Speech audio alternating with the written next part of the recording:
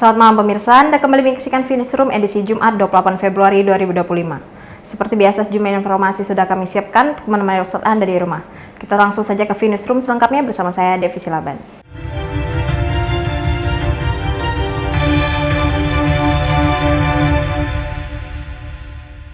Kita ke informasi pertama. Alanta Immanuel Ketaren resmi menjabat sebagai Kepala Rutan Kelas 1 Tanjung Pinang. Ia menggantikan Yan Patmos yang pindah tugas sebagai Kepala Bidang Kegiatan Kerja Lapas Kelas 1 Medan. Prosesi serah terima jabatan dan pisah sambut Kepala Rutan Kelas 1 Tanjung Pinang ini digelar di Rutan Kelas 1 Tanjung Pinang pada Jumat 28 Februari 2025. Kepala Rumah Tahanan Negara atau Rutan Kelas 1 Tanjung Pinang berganti dari Yan Patmos ke Alanta Immanuel Ketaren. Selanjutnya, Yan Patmos akan berpindah tugas sebagai Kepala Bidang Kegiatan Kerja Lembaga Pemasyarakatan Kelas 1 Medan. Kepala Rutan Kelas 1 Tanjung Pinang yang baru, Alanta Immanuel Ketaren, mengatakan dirinya akan melanjutkan sejumlah program kerja yang selama ini telah berjalan di Rutan Kelas 1 Tanjung Pinang. Selain itu, ia akan berupaya meningkatkan program pembinaan terhadap warga binaan. Semoga kita ke depan bisa melanjutkan program-program yang sudah berjalan, program-program yang sangat baik sudah dijalankan oleh Pak Karutan yang lama, Pak Yan Patmos. Semoga saya bisa melanjutkannya dengan baik dan ke depan juga semoga saya juga bisa memberikan kontribusi positif untuk institusi ataupun instansi Rutan Kelas 1 Tanjung Pinang ini. Selama saya 6 bulan di Rutan Tanjung Pinang, seluruh petugas dan warga binaannya sangat baik, sangat mendukung program-program yang sudah kita laksanakan. Kedepannya harapannya semoga adik saya dengan tenaga baru, orang baru, dan motivasi baru bisa memimpin Rutan Tanjung Pinang ke arah yang lebih baik. Kita program berkelanjutan, jadi udah peresmian kita vihara, peresmian perpustakaan, peresmian gereja, dan hari ini peresmian masjid, optimalisasi dari BRI. Kemudian kedepannya nanti Pak Alan ini akan membangun aula dan panggung hiburan buat warga yang ada di Rutan Tanjung Pinang dan petugas. Acara pisah sambut Kepala Rutan Tanjung Pinang ini dihadiri unsur Forum Komunikasi Pimpinan Daerah atau Forkopimda Tanjung Pinang, Mitra Rutan Tanjung Pinang, dan tamu undangan lainnya. Lucia Retnosari dari Tanjung Pinang melaporkan. Informasi lain, polisi membekuk 2 pelaku kasus curanmor yang beraksi di sejumlah lokasi di Kota Batam. Dalam kasus tersebut, polisi mengamankan barang bukti sebanyak 18 unit sepeda motor. Polsek Bengkong mengamankan 2 pelaku kasus pencurian kendaraan bermotor atau curanmor, masing-masing berinisial M 27 tahun dan SP 28 tahun. Sementara 1 pelaku lainnya berinisial S masih dalam pengejaran polisi dan masuk daftar pencarian orang atau DPO. Kedua pelaku telah beraksi di sejumlah lokasi di Kota Batam sepanjang bulan Januari hingga Februari 2025. Kanit Reskrim Polsek Bengkong Ibtu Marihot Pakpahan pada Kamis 27 Februari 2025 mengatakan para pelaku diamankan di 2 lokasi berbeda, salah satunya di Pelabuhan Bintan. Pada kasus ini sebanyak 18 unit sepeda motor berbagai merek turut diamankan polisi. Ibtu Marihot menyebut dalam aksinya para pelaku menggunakan kunci Y dan besi tajam berbentuk obeng. Mereka selama bulan Januari ke Februari itu ada sekitar 17 sepeda motor yang mereka lakukan. Jadi 1 minggu tuh bisa 5 kali mereka. Modus yang lokal tersangka, Pak? Modusnya itu mengambil sepeda motor korban dengan menggunakan kunci T atau kunci Y. Seperti itu. Tersangka kita amankan di mana, Pak? Tersangka pertama kita amankan di Pelabuhan Bintan. Kita kerjasama dengan Polsek Bintan Utara. Kemudian kita lakukan pengembangan, kita dapatkan lagi tersangka 1 lagi. Dari tersangka ini kita amankan ada 2 motor. Selanjutnya kita lakukan pengembangan dan ada juga motor yang sudah mereka jual di Bintan juga. Kita ambil di situ dengan tersangka inisial A yang saat ini ada ditahan di Polsek Bintan Utara. Polsek Bengkong mengimbau agar warga lebih waspada terhadap aksi pencurian ini dengan memastikan kendaraan dikunci ganda dan diparkir di tempat yang aman. Atas perbuatannya, para pelaku akan dijerat dengan pasal 363 KUHP tentang pencurian dengan pemberatan dengan ancaman hukuman maksimal 9 tahun penjara. Redaksi V-News dari Kota Batam melaporkan. Informasi lain, Polresta Tanjung Pinang mengamankan inspeksi mendadak atau sidak ke Pasar Bintan Center. Sidak ini dilakukan untuk memastikan stok dan kestabilan harga sembako jelang Ramadan. Bekerja sama dengan Dinas Perdagangan dan Perindustrian atau Disdagin, Polresta Tanjung Pinang gelar inspeksi mendadak atau sidak di Pasar Bintan Center, Kota Tanjung Pinang pada Kamis sore 27 Februari 2025. Pada sidak tersebut, polisi bersama dinas terkait memantau bahan pokok di pedagang pasar setempat. Kegiatan ini dilakukan untuk memastikan ketersediaan stok dan stabilitas harga sembako di Kota Tanjung Pinang jelang bulan suci Ramadan. Pada sidak ini, Kapolresta Tanjung Pinang Kombes Pol Hamam Wahyudi bersama Kepala Disdagin Tanjung Pinang Riani memastikan stok berbagai komoditas bahan pokok seperti beras, cabai, bawang, dan berbagai komoditas bahan pokok lainnya dipastikan stabil dan tidak mengalami lonjakan harga.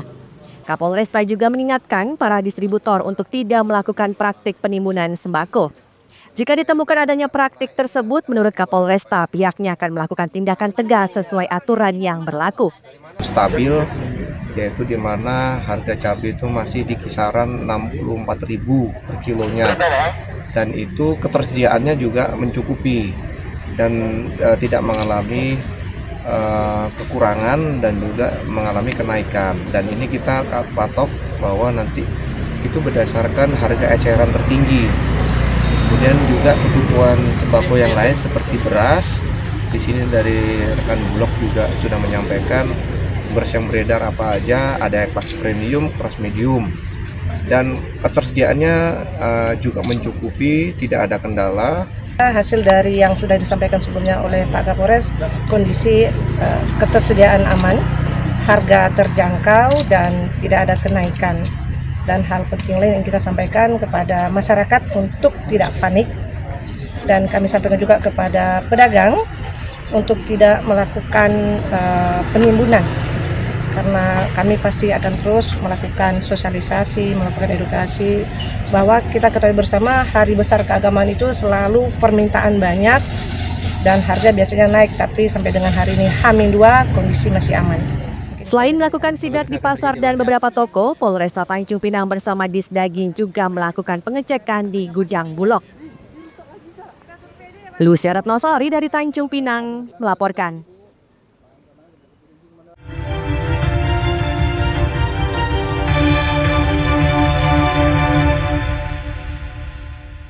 Terima kasih masih tetap bersama kami. 7 orang ditetapkan sebagai tersangka dalam kasus dugaan korupsi penyelewengan dana pengelolaan wisata mangrove di Kabupaten Bintan. Para tersangka dilakukan penahanan di rutan untuk proses hukum lebih lanjut. Kejaksaan Negeri atau Kejari Bintan menetapkan 7 orang sebagai tersangka dalam kasus dugaan korupsi penyelewengan dana pengelolaan wisata mangrove di Sungai Sebong, Kecamatan Teluk Sebong, Kabupaten Bintan. Usai ditetapkan tersangka, ketujuhnya dilakukan penahanan di Rutan Tanjung Pinang. Untuk menjalani proses hukum lebih lanjut, ketujuh tersangka tersebut, yakni 1 orang camat yang masih aktif dan 2 mantan camat di daerah setempat. Kemudian 1 kepala desa yang masih aktif dan 2 mantan kepala desa serta 1 mantan lurah. Kepala Kejari Bintan Andi Sasongko mengatakan penetapan tersangka berdasarkan hasil penyidikan yang dilakukan tim penyidik tindak pidana khusus Kejari Bintan. Sementara menurut Kejari Bintan, perkiraan kerugian keuangan negara dalam kasus ini sebesar Rp861 juta. Dengan nama tersangka HS selaku Camat Teluk Sebong Kabupaten Bintan periode 10 Januari 2017 sampai 2018, SHU Camat Teluk Sebong Kabupaten Bintan periode 2018-2023, JA Camat Teluk Sebong Kabupaten Bintan tahun 2023 sampai dengan sekarang, MZ Kepala Desa Sebong Lagoy, HJ PJ Kepala Desa Lebong Lagoy, LA Kepala Desa Lebong Perek, dan KH Lurah Kota Baru Kabupaten Bintan dari tahun 2017 sampai 2023. Yang sebelumnya telah dilakukan pemeriksaan sebagai saksi dan ditingkatkan statusnya dari saksi kemudian menjadi tersangka. Para tersangka akan dijerat dengan pasal dalam Undang-Undang RI tentang Pemberantasan Tindak Pidana Korupsi. Misbah Sabilal Arsi dari Bintan melaporkan. Informasi lain, setelah sempat dihentikan sementara sejak tanggal 7 Februari 2025 lalu, Bulog Tanjung Pinang kembali menyalurkan beras stabilisasi pasokan dan harga pangan atau SPHP ke pasaran. Mendapat instruksi terbaru dari Badan Pangan Nasional atau Bappenas, Bulog Tanjung Pinang kembali menyalurkan beras stabilisasi pasokan dan harga pangan atau SPHP ke pasaran. Asisten Manajer Supply Chain Pelayanan Publik atau SCPP Bulog Tanjung Pinang, Rivo Hardian pada Kamis 27 Februari 2025 mengungkapkan, sesuai instruksi Bappenas, penyaluran beras SPHP akan dimulai tanggal 28 Februari hingga 29 Maret 2024 mendatang. Ia mengatakan ketersediaan stok beras di gudang Bulog Tanjung Pinang saat ini mencapai sekitar 1.400 ton. Stok ini diperkirakan mencukupi kebutuhan ketahanan pangan untuk 3 hingga 4 bulan ke depan. Dengan adanya instruksi baru ini, penyaluran beras SPHP diharapkan dapat membantu menjaga stabilitas harga dan pasokan pangan di Tanjung Pinang, terutama di masa puasa Ramadan hingga Lebaran Idul Fitri mendatang. Izin Pak Kapolres, Promosi Bulog nih Pak. untuk Bulog sendiri ketersediaan stok untuk khusus daerah kantor cabang Tanjung Pinang itu kurang lebih sebanyak 1.400 ton. Itu masih bisa mencukupi untuk ketahanan pangan 3-4 bulan ke depan. Nah, untuk kegiatan SPHP penyalurannya kan sempat dihentikan pemerintah per tanggal 7 Februari kemarin. Nah, per hari ini itu udah keluar dari instruksi dari Bappenas bisa untuk penyaluran beras SPHP itu sampai dengan tanggal 29 Maret nantinya. Jadi sampai dengan besok, sampai dengan tanggal 29 Maret penyaluran SPHP sudah bisa dijalankan. Diketahui sebelumnya Bulog Tanjung Pinang menghentikan sementara penyaluran beras SPHP ke pasaran sejak 7 Februari 2025 lalu. Lucia Retnosari dari Tanjung Pinang melaporkan.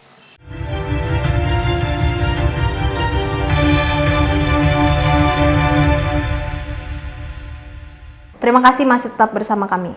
Satres Narkoba Polres Kepulauan Anambas meringkus 3 pelaku kasus narkotika. Saat proses penangkapan oleh petugas, salah satu pelaku sempat membuang barang bukti ke laut.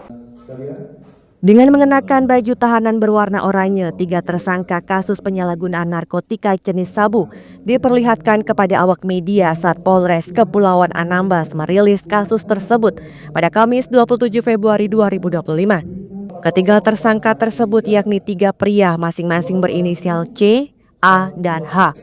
Kapolres Kepulauan Anambas AKBP Raden Riki Pratidiningrat mengungkapkan, pengungkapan kasus narkoba ini merupakan hasil operasi antik seligi 2025.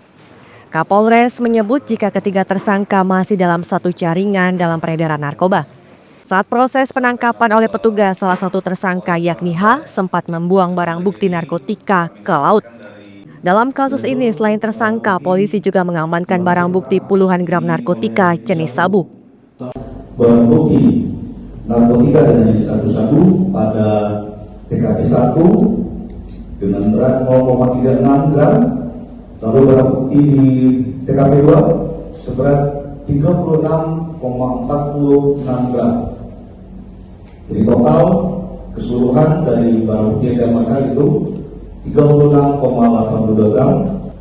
Tersangka yang pertama yaitu inisial U, lalu di TKP 1 juga yang didapat inisial A.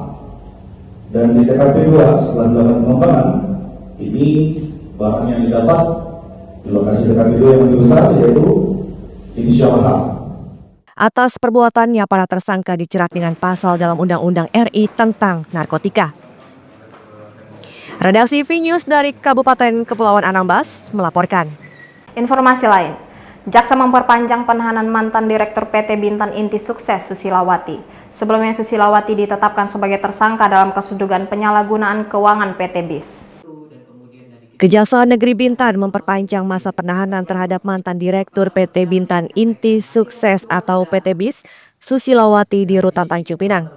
Diketahui sebelumnya, Susilawati ditetapkan jaksa sebagai tersangka dalam kasus dugaan penyalahgunaan keuangan PT BIS tahun anggaran 2020 hingga 2022.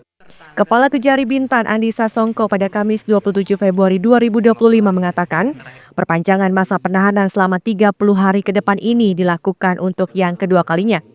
Hingga saat ini penyidik masih terus merampungkan berkas perkara tersangka sebelum nantinya dilimpahkan ke Pengadilan Negeri Tanjung Pinang untuk disidangkan. Tertanggal kemarin berapa ya? 20 sama 30. 50 hari ya. Sekarang yang terakhir kemarin itu ya. Berarti ini perpanjangan yang kedua. Iya, perpanjangan yang kedua. Oh gitu. Oke. Berarti sampai 30 hari. Iya. Diketahui sebelumnya berdasarkan hasil audit Badan Pemeriksa Keuangan dan Pembangunan atau BPKP, perkiraan kerugian negara dalam kasus ini senilai 526 juta rupiah lebih. Misbah Sabilal Arsi dari Bintan melaporkan.